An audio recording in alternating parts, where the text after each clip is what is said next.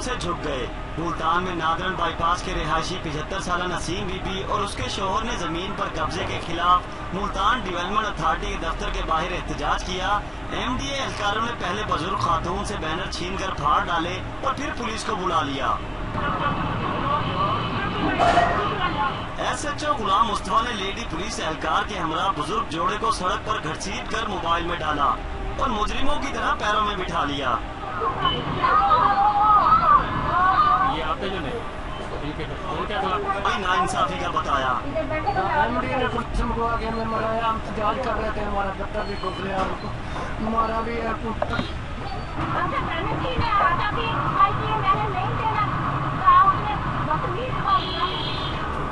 Police एहलकार बुजुर्ग जोड़े को थाने ले जाते हुए भी तशद्दुद का निशाना बनाते रहे तो होश आ गया।